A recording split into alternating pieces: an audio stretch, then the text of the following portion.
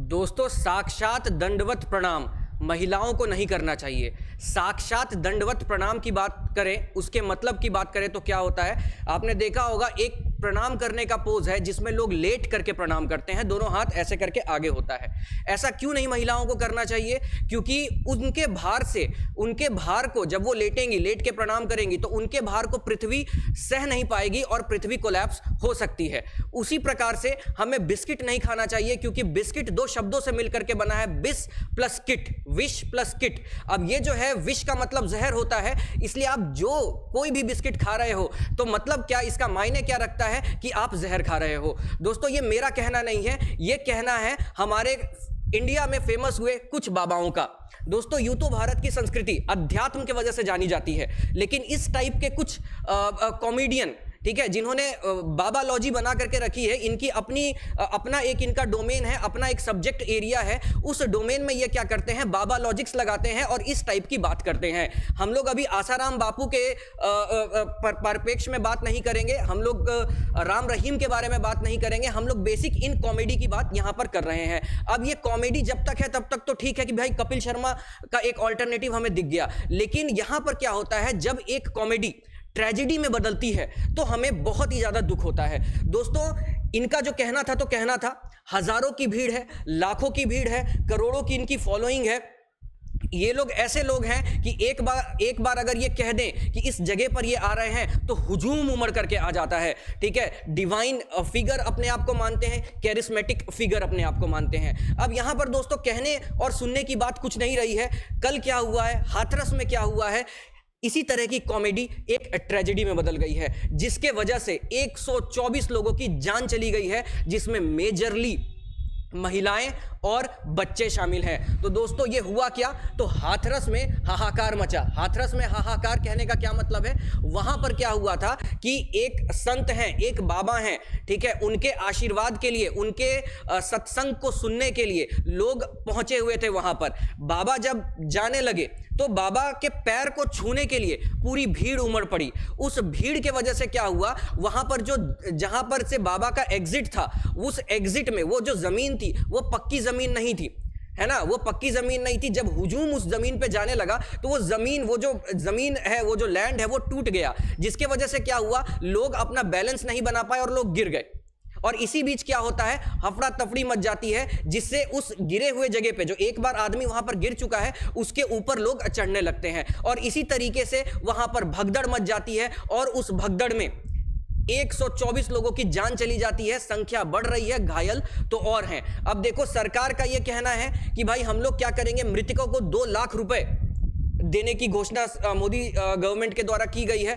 Prime minister Modi ji के द्वारा भी ये चीज की गई है। जो घायल हुए हैं उनको 50,000 रुपए का मुआवजा देने के लिए बोला गया है। लेकिन दोस्तों, यहां पर सवाल उठता है कि इस समय, जिस समय ये पर्टिकुलर चीज हो रही थी, उस समय प्रशासन कहां था? ठीक है, देखो, बाबा बनने के लिए कुछ नहीं चाहिए, 2 शब्द बकैती के चाहिए और कुछ मूर्ख लोग चाहिए, है ना। अगर ये दोनों मिल जाते हैं तो क्या होता है, इस तरह की घटना यहां पर सामने आती है। लेकिन जब प्रशासन इस चीज को देख रहा था होते हुए, तब प्रशासन कहां था? एक सवाल प्रशासन पर भी उठता है। अब दोस्तों, अब आपको ऐसा लग रहा होगा कि मैं भारत के अध्यात्म के विरुद्ध हूं। मैं भारत के अध्यात्म के विरुद्ध बिल्कुल नहीं हूं, है ना। भारत का अध्यात्म है, एक तरफ ऐसे बाबा हमें देखने को मिलते हैं, राम रहीम जैसे देखने को मिलते हैं, लेकिन अगर आप देखोगे तो हमारे पास विवेकानंद जैसे बाबा भी थे, रामकृष्ण परमहंस जैसे बाबा भी थे, हमारे पास पंडित श्री राम शर्माचार्य जैसे बाबा भी थे, हमारे पास कबीर संत भी थे, और इन लोगों ने भारत को कहां से कहां पहुंचा दिया, भारत का डंका पूरी दुनिया में बजा के रखा था। शिकागो धर्म सम्मेलन में ये सारी चीजें हुई थी, और विवेकानंद ने पूरे, मतलब एक होता है, आपको मन करता होगा आपका नाम देश में हो, आपके माँ बाप का नाम देश में हो, पर विवेकानंद वो शख्सियत थे जिन्होंने क्या किया था, इस देश का नाम पूरी दुनिया में रखा था। ध्यान रखना, अपना नाम इस देश में रखना और इस देश का नाम पूरी दुनिया में रखना, इसमें फर्क होता है। तो संत वो होता है ना, संत, सुधारक और शहीद, इन तीनों के बिना तो कोई समाज टिक ही नहीं सकता। लेकिन यहां पर जो लोगों का गुस्सा फूट रहा है, जो लोग इस चीज को, मतलब इस चीजों पर लोग गुस्सा कर रहे हैं, वो इसलिए कर रहे हैं क्योंकि ये बाबा फर्जी होते हैं, है ना। इन बाबाओं पर, इन पर तो खास करके मैं, ये वो बाबा हैं, ठीक है, तो अब देखो यहां पर इनका एक बहुत बड़ा ज्ञान है, सोच कर देखो साथ जाएगा, साथ क्या जाएगा, ठीक है। ये खुद है वो और ये उनकी वाइफ है। तो अब ये सूट बूट के वाले बाबा जी हैं ये।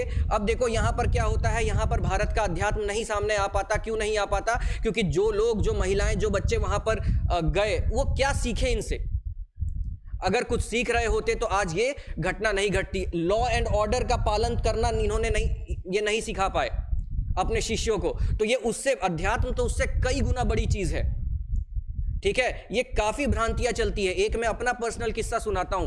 प्रेशर बहुत होता है हमारे ऊपर भी, टाइम की किल्लत बहुत ज्यादा होती है, बहुत सारी चीजें होती है। तो मेरे को भी लगा संडे चलते हैं। मैं किसी एक ऑर्गेनाइजेशन में गया, आध्यात्मिक ऑर्गेनाइजेशन में। मेरे से मेरा नाम पूछा, मैंने बताया भाई मेरा नाम राजेश है। ये जैसे ही मैंने बोला तो कहता ना ना ना ना ना, आप गलत बोल रहे हो, आप राजेश नहीं हो। अब मैं बोला भाई मुझे ही नहीं पता मैं कौन हूं। तो मैंने बोला फिर मैं कौन हूं? तो वो कहते हैं आप गेस करो आप कौन हो। तो मैंने बोला आप ही बता दो मैं कौन हूं। तो कहते हैं आप राजेश नहीं, आप एक आत्मा हो। अब भाई, अब ये सुन करके मैं, आप मतलब मेरे को ये लगा कि कुछ मेडिटेशन के बारे में बताओ, कुछ वैसा बताओ। तो ये पूरी थियरी, थीसिस चली गई। अब देखो यहां पर क्या होता है, कई ऐसे ऑर्गेनाइजेशन है जो एक्चुअली अध्यात्म के लिए काम करते हैं। कई ऐसे ऑर्गेनाइजेशन है जो अध्यात्म के लिए काम करते हैं, और अध्यात्म जो है वो भारत की पहचान है, इसको खोना नहीं चाहिए। लेकिन क्या होता है, उस अध्यात्म का गलत फायदा उठा करके इस तरह की हरकत बाबा राम रहीम जैसे लोग, आशाराम बापू जैसे लोग और इनके जैसे लोग ये सारी चीजें यहां पर करते हैं। अब बेसिकली ये बाबा हैं कौन? आपको ये लगेगा कि ये बाबा हैं कौन और ये बाबा इतने फेमस कैसे हो गए। तो इनका नाम है नारायण साकार हरि, ठीक है। इनका क्या नाम है? नारायण साकार हरि। और ये कहां से आते हैं? ये बहादुर नगरी विलेज से आते हैं, ईटा डिस्ट्रिक्ट के, ठीक है। इसके पहले इन्होंने इंटेलिजेंस डिपार्टमेंट में काम किया है और वॉलंटरली रिटायरमेंट वीआर लेकर के ये फिर क्या अपने आप को बताते हैं कि वीआर के बाद इनको भगवान से दर्शन हो गए। इनके कोई गुरु नहीं है ना, इनके कोई गुरु नहीं है, इनको साक्षात भगवान का दर्शन हुआ है और उस भगवान के दर्शन के वजह से इनके अंदर दिव्य शक्ति आ गई है। अब ये जो दिव्य शक्ति है, इससे ये क्या करते हैं, अपने डिसिपल को बांध के रखते हैं, है ना। वो अपने डिसिपल को ये बांध करके रखते हैं। तो इनका नाम क्या था? नारायण साकार हरि। तो ये आप ध्यान रखना, भोले बाबा के नाम से भी इनको जाना जाता है। अब देखो यहां पर एक और चीज, अब आप लोगों को लग रहा होगा कि भाई किस लिए और कैसे और क्यों मैं बार बार बोल रहा हूं कि अध्यात्म नहीं है। हो सकता है यहां पर जनता की भी गलती हो, बिल्कुल हो सकती है, लेकिन एज ए लीडर आपकी क्या रिस्पॉन्सिबिलिटी बनती है। तबलीगी जमात सबको याद होगा, आप में से बहुत सारे लोगों को तबलीगी जमात के बारे में पता होगा कि तबलीगी जमात ने किस तरीके से कोविड-19 का जो रूल है उसका वॉयलेशन कर दिया, ठीक है। सेम केस इन बाबा के ऊपर भी है। इन्होंने भी क्या किया था, कोविड-19 के टाइम 50 लोगों के समागम की परमिशन एडमिनिस्ट्रेशन से मांगी थी। इनको 50 लोगों को बुलाने का इनको ये हो गया कि आप कर सकते हो कोविड-19 के टाइम पर। कितने लोग गए? तो 50,000। अब आप बताओ, जब 50,000 लोग आ रहे हैं तो आप यहां पर किसकी गलती मानोगे? यहां पर 3 स्टेक होल्डर्स हैं। बाबा कंट्रोल नहीं कर सकते क्या अपने भक्तों को? अगर उनको 50 लोगों को बुलाना था तो वो अपने टॉप कार्यकर्ता को बुला सकते थे। इस मैसेज को पब्लिक करने का उसकी जरूरत क्या थी पब्लिक करने की? तो एक तो खुद लीडर की गलती यहां पर होती है। दूसरी, मैंने आपको अभी कुछ देर पहले एक स्टेटमेंट, बहुत हैवी स्टेटमेंट दिया था कि बाबा लॉजी करने के लिए चाहिए क्या? 2 शब्द बकैती के और सामने मूर्ख बैठी जनता। पता है कोविड-19 है, पता है कि इतनी सारी चीजें हो रही है, लॉकडाउन लगा हुआ है, सब कुछ है, क्या जाने की जरूरत है वहां पे? अरे भाई 50 लोग भी कम है क्या? 1 से कोविड फैलता है, 2 से कोविड फैलता है, यहां 50 लोग बुलाए गए हैं और 50,000 की बात यहां पर कर दी गई है, ठीक है। तो लोगों की भी तो गलती है यहां पर। और आप इन लोगों को इंटेलेक्चुअल बोलोगे? अगर आप इन लोगों को इंटेलेक्चुअल बोलते हो कि भाई भक्ति से चले गए, डिवाइन ग्रेस से चले गए, तो आप क्या करते हो? बढ़ावा देते हो ऐसी चीजों को। तबलीगी जमात जब गलत है, बिल्कुल ये गलत है, तो साथ में ये लोग भी तो गलत है और ये कोविड-19 की ही बात है। तीसरी किसकी गलती है यहां पर? एडमिनिस्ट्रेशन की।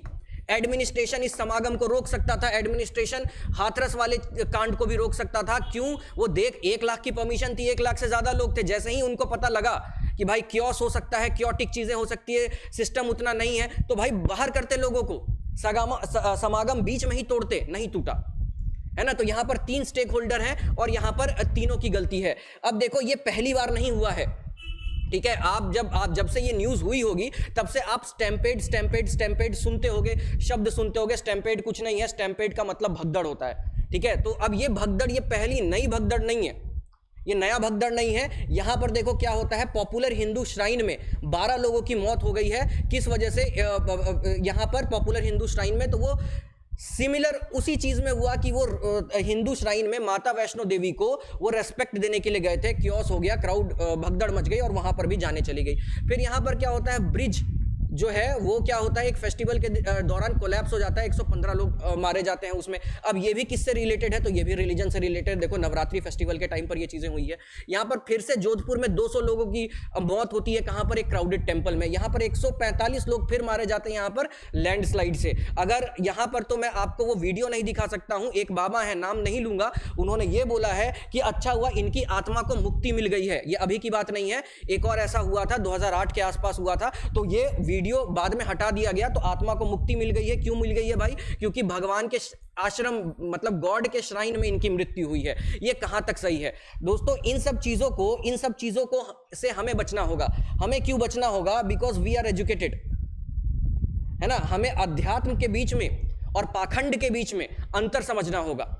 अगर हम पाखंड और अध्यात्म के बीच का अंतर नहीं समझ पाते हैं तो हम में और उन अनपढ़ लोगों में कोई डिफरेंस नहीं है।